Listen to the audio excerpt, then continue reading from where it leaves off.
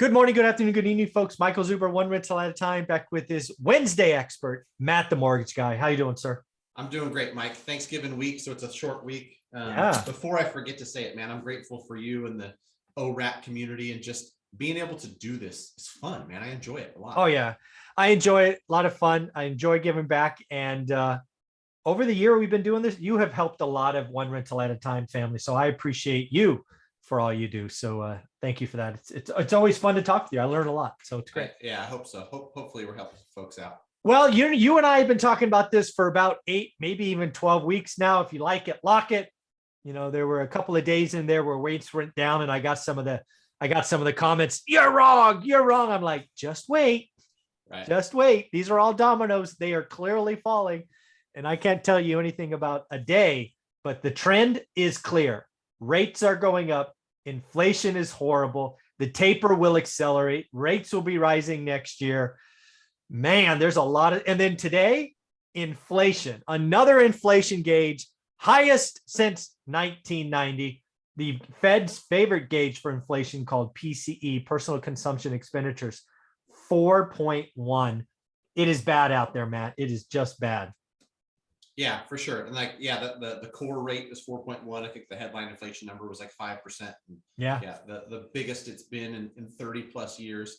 What's funny too, when it comes to rates, and we'll talk rates because that's my lane. Mm-hmm.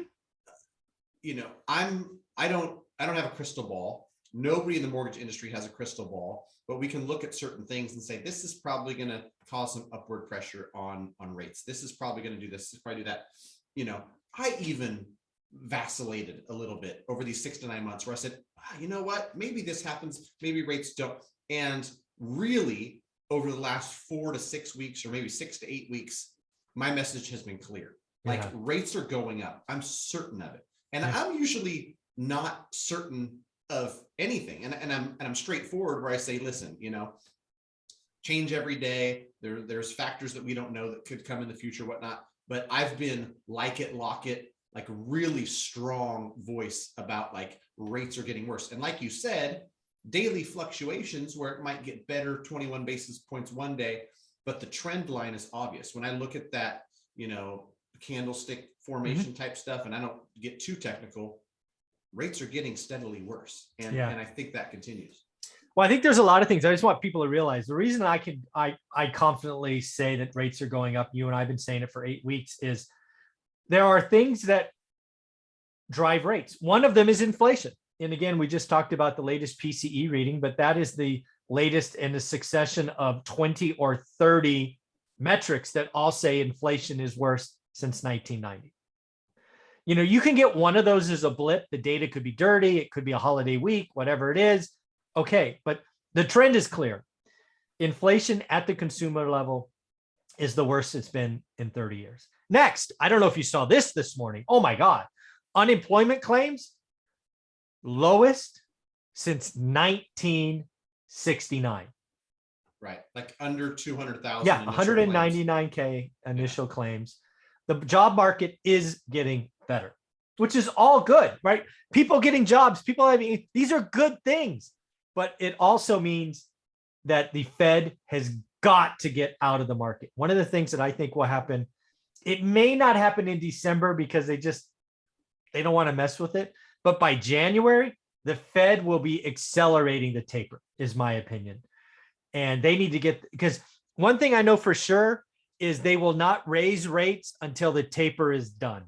I believe that is true, but they could drastically accelerate the taper. What do you think? Yeah, I think so. And I think you're right. This is like, they don't want, a knee-jerk reaction from the market. They don't want to do anything that could, cause tailspin or too much disruption. But, if they start to taper, like, okay, the market can handle this. Let's double down, so that taper doesn't spread out until June or July of next year. And that's when they, tick up the Fed funds rate. So I'm in agreement with everything you said. And because of what we're seeing in inflation, another thing that's upward pressure on mortgage interest rates, right? Yeah. I think one of the positive pieces of news, because there was like data galore this morning, and I just poked in and watched a few of my favorite mortgage folks with all this data and how it relates to the mortgage industry, Sure. the wage inflation, Yeah. up like 11%. So I'm it's, telling you.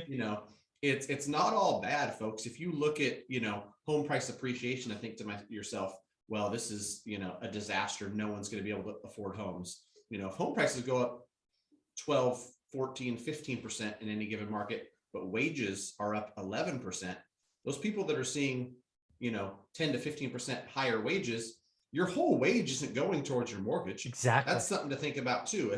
If 1/4 of your wage is going towards your mortgage, that like let's call it $10,000 a month. Okay. And so your mortgage is $2,500 a month. If the mortgage payment goes up to $2,750, that's 10%, $250 more. But you got a 10% increase at worst. You went from 10,000 to 11,000. Exactly. Right. So you got $1,000 raise. So well, that's why I keep telling people it's the affordability index. All these nonsense channels pointing at prices, you're wrong. All of you people pointing at payment like it's like interest rate are wrong. It's the entire collection. And I've been screaming for 6 months. We are in a wage inflation cycle. And frankly, wage inflation, a la the 1970s, is really good for real estate. Real estate doubled because incomes went up 90% in an environment where rates went up 300 basis points. Folks, this has happened before. It's hard. I mean, people scream from the rooftops about home price appreciation, but I mean, where are all the picketers and where are all the signs? Because bacon went up 300%. There's like never buy bacon ever again, and boycott Oscar Mayer. Like that's not happening. Like things get more expensive over time. It's kind of a natural thing for the economy. Yeah. So in the end, folks, we are in an inflationary spiral, wage inflation. I believe, again, I've said it before. I want to say it again. I think 2020, when people look back, will be the decade of wage inflation, much like oil was the thing that caused much of the 70s pain. Because again, wages going up in leisure and retail and all these other things will impact the entire income stack. So it's a good thing. The employee needs the power they've had. They have more power today than they've had my entire adult life, which is awesome. So if people want to talk about rates, like it, lock it, how should they reach out to you? Go to greatmortgagebroker.com. Every single day we get better and better at, serving folks at a high level and lead intake and whatnot. So no matter where you're at, what you're looking to do, greatmortgagebroker.com. You'll get in contact with my team. When I did the live on Monday, I had a couple people in there, talk to Kaylee, great. Talk to Allison, great.